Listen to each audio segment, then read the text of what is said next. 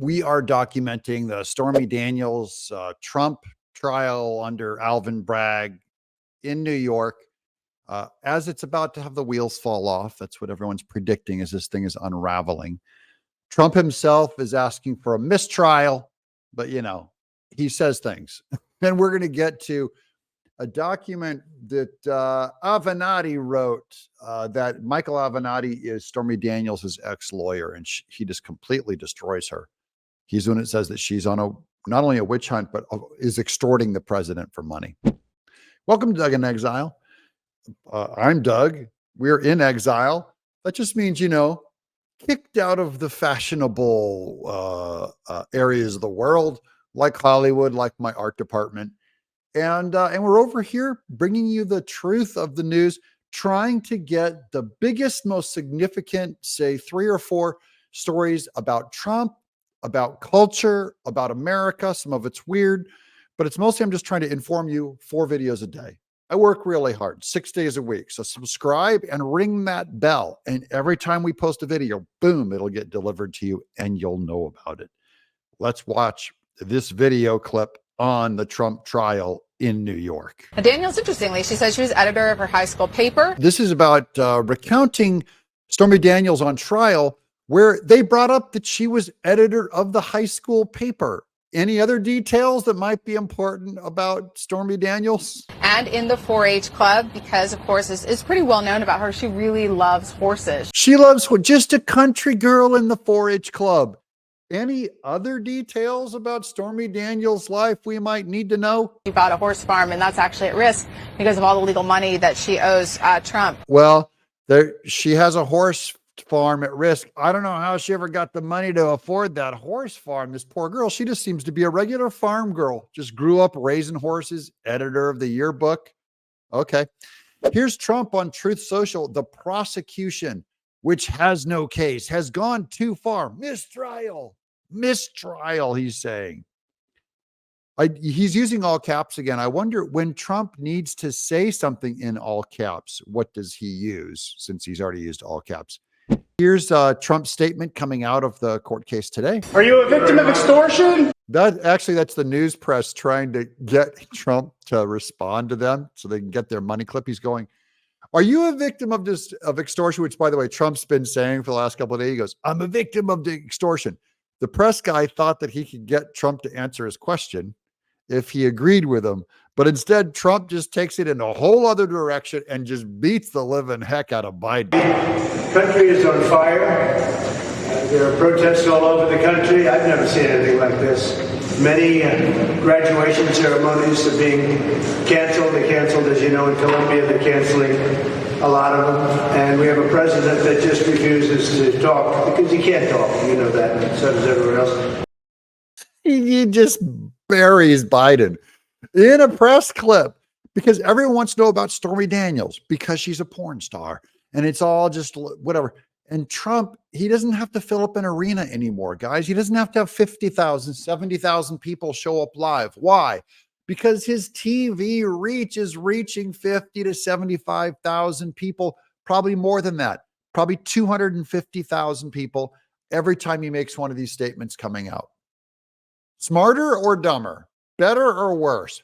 Better, guys, better. He's making these little comments. It's much more small and intimate.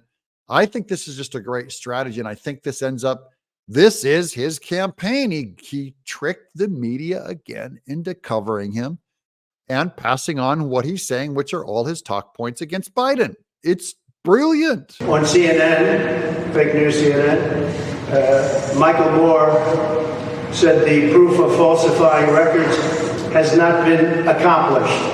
Now, this cracks me up because he's bringing us the news. So I'm just going to let Trump report the news. He has 2 more quotes from different news people, but he goes, this is a quote from CNN. And he goes, fake news CNN. He even calls them fake news as he quotes them. And he's letting them report. He uses the enemy to make cases that this case is a fraud. He's brilliant. Of course, that's what you do. On Good Morning America, they said, we heard that expense payments to lawyers are legal expenses. And that's what we do here on this channel too. We use the enemy's comments to, when they're bringing the good news, let them bring it and underline it, because their bias, if anything, is against Trump. And they're saying, look, this is a legal expense. They're defending Trump. We put down legal expense was legal expense. Is that a correct statement, Mr. Attorney? And everyone's saying, oh, gee, that's the fraud. That's what they're trying to get us on. The fact that we call a legal expense a legal expense. I just wanted to show that clip because he goes back and talks to his own lawyer. And he goes, isn't that what we do? And the lawyer is not comfortable being on TV. He's like, no, yeah. NBC Today showed the challenges that there is no smoking gun, no email or tape to prove the president's intent. They don't have a way to prove that. That's the Today Show. No smoking gun. He just nailed the biggest liberal news outlets. And here's another liberal news outlet, Fox News. And then Fox News, Katie Cherkasky, said that the gag order is unconstitutional. Man, so these are good days for Trump. When he's reading the news, he's reposting the news that he gathered up, pointing it right back at the press. And this all went out on MSNBC and CNN, of course, fed into everyone's airports, and he's defending himself. And this is part of his campaign is he's going, I'm against Biden and this corrupt state. And I think he makes his case very well. Here's our last clip here on Stormy Daniels. Just one thing that I've been sort of noticing as this has gone on is that there have been a couple times where she seems to be cracking a joke, trying to get a reaction from the jury. And our reporters in the room have noted that the jury hasn't seemed to respond. No, they're to taking that. their job seriously. Stormy Daniels went on the testified today, and she's cracking jokes. And as they say in their own words, CNN said the jury didn't laugh. You know, that's called dying on stage, which Stormy Daniels is used to doing something different on stage than dying.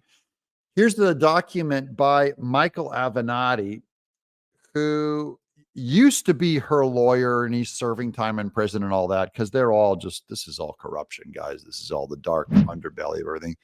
Says, will DA Bragg or others charge Stormy Daniels with fraud and falsification of business records? Wow, look at that. That's her ex-lawyer statement of Michael Avenatti. Last June, I was contacted by producer Sarah Gibson, who requested that I assist with a documentary about my former client, Stormy Daniels. I had fired Daniels as a client as of February of 2019. On June of 2023 at 12 p.m. Pacific time, I spoke with Miss Gibson by phone on a recorded line and asked her a number of questions so I could determine whether I would agree to participate. I was particularly interested in knowing whether the project was going to be legitimate and fair, or instead a puff piece designed to put Daniels in a favorable light while ignoring facts and trashing me and Donald Trump. So remember, Avenatti used to be Trump's enemy, and now they're doing a documentary on Stormy Daniels. He just wanted to see if it was going to be fair. I wanted nothing to do with the project if it was the latter, merely trashing Avenatti and Trump, right? Because they were going to use this documentary that came out about Stormy Daniels to puff her up and then prosecute Trump.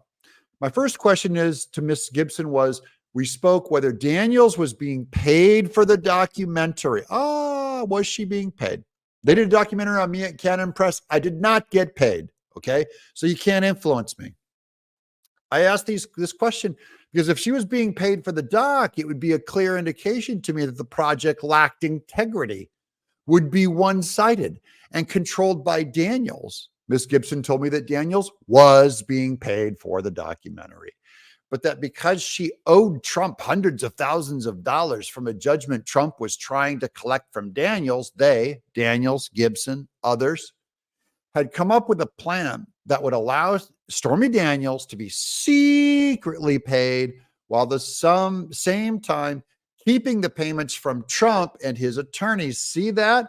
This is what they're accusing Rudy Giuliani of, by the way, that Ruby Friedman, these people want their money from Giuliani. So they're doing all this exploration on where's your money going. Anytime he gets money come in, they want to know how it came in to make sure he's not redirecting it around people he owes money to. Well, the same thing with Stormy Daniels.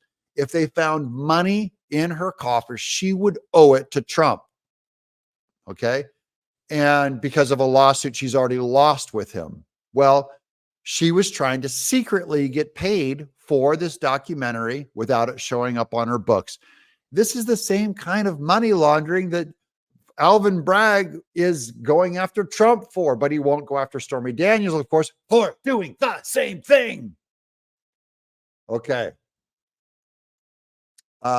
Keeping the payments from Trump and the attorneys, among other things, she told me they had fictionally quote unquote, optioned the rights to Daniels' book and then routed the money Daniels demanded through a fabricated quote unquote trust that had been set up in the name of Daniels' daughter. So she's using her daughter, hiding behind her, which we've heard her pump on other TV shows, all to hide the money from Trump and avoid paying the judgment. She's dirty.